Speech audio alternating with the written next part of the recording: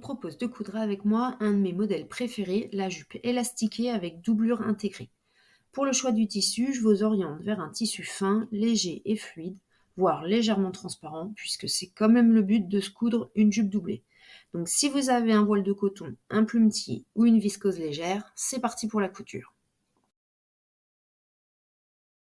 Tu commences déjà par repasser ton tissu. Et puis tu vas le plier dans la largeur, endroit contre endroit, de façon à épingler les lisières entre elles. Moi, je suis une vraie flemmasse. Je plique directement sur les petits picots sans découper les lisières. Comme ça reste bien propre et ça s'effiloche pas. Une fois piqué, tu te retrouves avec un grand tube et tu peux ouvrir les coutures au fer. Puis tu vas former ta jupe en retournant ton tube sur l'endroit. Tu retournes et tu plies ton tube de façon à avoir tes tissus envers contre envers. Ta jupe est alors formée. Elle est hyper large, mais c'est normal. On va créer une coulisse pour passer un élastique. Tu repasses bien le haut et tu vas piquer le haut à 4 centimètres tout autour en laissant une ouverture de 5 centimètres environ pour créer la coulisse. Ainsi, tu pourras y passer ton élastique.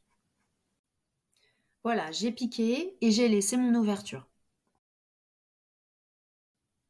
Pour passer ton élastique, tu glisses ta main entre le tissu et la doublure jusqu'à l'ouverture et tu insères ton élastique dans la coulisse.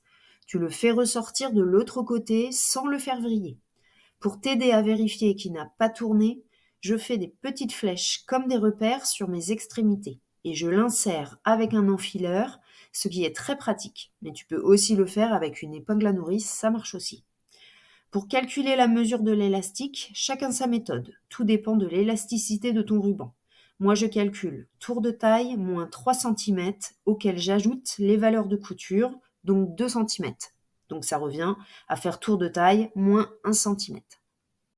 Une fois que tu as vérifié que ton élastique n'a pas vrillé, tu couds les extrémités entre elles à 1 centimètre au point zigzag.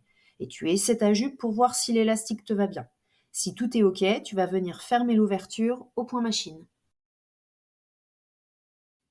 Sur ta jupe extérieure, tu plies d'abord à 1 centimètre, puis de nouveau à 1 centimètre et tu piques. Pour la doublure, tu fais un repli de 1 centimètre, puis de 2 centimètres et tu piques. Tu as donc une jupe doublure plus courte que ta jupe extérieure. Ta jupe est terminée, tu vois, c'était ultra rapide.